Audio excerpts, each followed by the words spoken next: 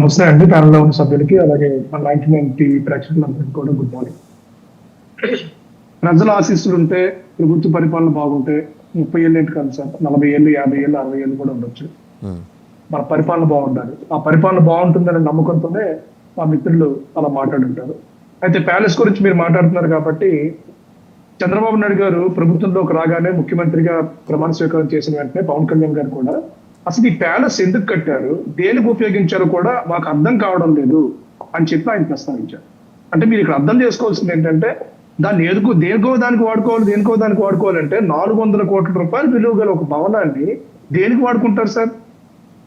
జగన్మోహన్ రెడ్డి గారిని అసలు ఆ ఋషికొండ మీద ఏం కడుతున్నారని చెప్పి ప్రతిపక్షాలుగా జనసేన పార్టీ ఆ రోజు పవన్ కళ్యాణ్ గారు అక్కడ సందర్శించడానికి వెళ్తే కనీసం అనుమతించలేదు. దేనికి కడుతున్నారో కనీసం వివరణ ఇవ్వలేదు. చాలా జాప్యంగా ఉంచారు, గోప్యంగా ఉంచారు.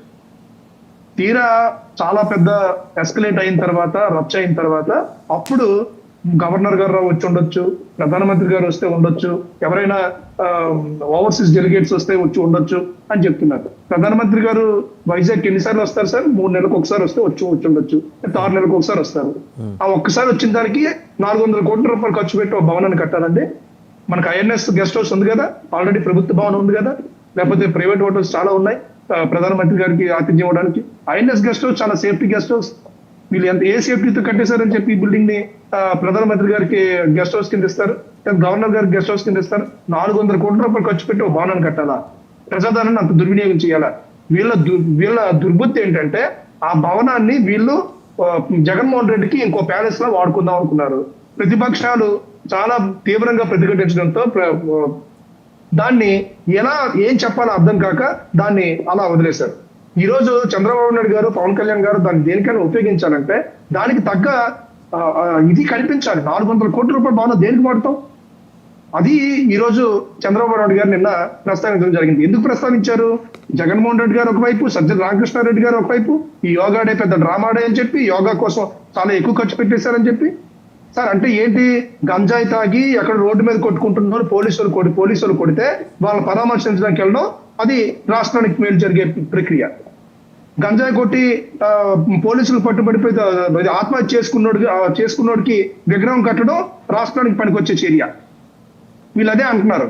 ఎవరైతే సినిమాలు చూసి బాగా ఇన్ఫ్లుయెన్స్ అయిపోయి రేపు పొద్దున్న 2029లో మేము అధికారంలోకి వస్తే రప్ప నరికేస్తామని చెప్తే వాళ్ళని వెనకేసుకొచ్చేవాడు ఈ రాష్ట్రానికి పనికొచ్చే చర్యలు చేస్తున్నట్టు. యోగా అనేది మన భారతదేశ సంస్కృతి, మన భారతదేశానికి ఆరోగ్యానికి ఒక ఆయుధం. అలాంటి ఆయుధాన్ని ఈరోజు ప్రపంచం మొత్తం అనుసరిస్తుంది. యోగాని ఒక దైవికంగా భావిస్తున్నారు ప్రపంచం మొత్తం. అలాంటి యోగా మన దేశంలో పుట్టినందుకు మనం గర్వించాలి. అలాంటి యోగా ప్రపంచం మొత్తం మన దేశం నుంచి పుట్టింది అని చెప్పి తెలియజెప్పడానికి ఇది ఒక భాగం. అలాంటి అవకాశం మన ఆంధ్రప్రదేశ్ రాష్ట్రానికి రావడం ఒక గర్వకారణంగా భావించాలి. జగన్మోహన్ రెడ్డి గారు కానీ, వెంకటరెడ్డి గారు కానీ, లేకపోతే సజ్జల రామకృష్ణారెడ్డి గారు కానీ ఎవరైనా కూడా దీన్ని ప్రశంసించాలి. రాష్ట్రానికి వచ్చిన ఒక అరుదైన గౌరవం, ఒక అరుదైన అవకాశం. ప్రపంచం మొత్తం ఈ రోజు విశాఖపట్నాన్ని చూస్తుంది. ఒక గ్లోబల్ సిటీగా మారడానికి అవకాశం ఉంది. అంటే వీళ్ళు రాష్ట్రం బాగుపడడం వీళ్ళకి ఇష్టం లేదు, విశాఖపట్నం అభివృద్ధి చెందడం వీళ్ళకి అసలు ఇష్టం లేదు. ఎందుకంటే విశాఖపట్నంలో క్యాపిటల్ కడతామన్నారు, ఏమైనా కట్టారా? బాబు పాలూరు గారు, మీకు ఒక ప్రశ్న అండి. అంటే మీకు సంబంధం లేకపోవచ్చు కానీ ప్రభుత్వంలో ఉన్నారు కాబట్టి అడగాల్సి వస్తుంది. 2014 నుంచి 19 మధ్య మనం ముఖ్యమంత్రిగా మనం కొలువు తీరినప్పుడు హైదరాబాద్లో మనం వెచ్చించిన ఖర్చు, ఆ వివరాలు కూడా మీరు అధికారికంగా అసెంబ్లీలోనే ప్రవేశపెట్టండి. పారదర్శకత అని చెబుతారు కదా, 3 పార్టీలు ఉన్నాయి కదా, మీకు ముగ్గురికి పారదర్శకత ఉండాలి కదా, అది కూడా ప్రవేశపెట్టండి. జగన్మోహన్ రెడ్డి దుర్మార్గంగా చేసిన ఖర్చుని 2 టాలీ చేయండి, ఆ బాక్స్ వేయండి. జగన్మోహన్ రెడ్డి ఎంత తగలబెట్టాడు, అలాగే మీరు దాన్ని అనరు, అంటే మీరు చేసేప్పటికీ అది వర్డ్ మారిపోతుంది. మీరంతా సౌకర్యంగా ఖర్చు పెట్టుకున్నారు. ఈ 2 టాలీ చేసి జనాలకి చెప్పండి. జనం జడ్జి చేస్తారు, మీరు కాదు కదా, మీరు నేను కాదు, జనం జడ్జి చేస్తారు. 2014 ఇక్కడికి వచ్చిన తర్వాత, ఆంధ్రప్రదేశ్కి షిఫ్ట్ అయిపోయిన తర్వాత హైదరాబాద్లో మన అధికారిక నివాసాల కోసం వాడిన 5 స్టార్ హోటల్స్కి పెట్టిన ఖర్చు మొత్తం లెక్కదేయండి. ఎందుకంటే మీ నాయకుడు చెప్తుంటాడు, మీ నాయకుడు చెప్తుంటాడు కదా, నిష్పాక్షికంగా ఉంటాం, మేము పారదర్శకంగా ఉంటామని. మీ పారదర్శకత, మీ నిష్పాక్షికత చెప్పండి. People will judge. మనం ఎందుకు మాట్లాడుకోవటం? సార్ ఎగ్జాంపుల్ చెప్తాను సార్. 2019 నుంచి 2024 వరకు ఒక్క శ్వేతపత్రమైన విడుదల చేశారా?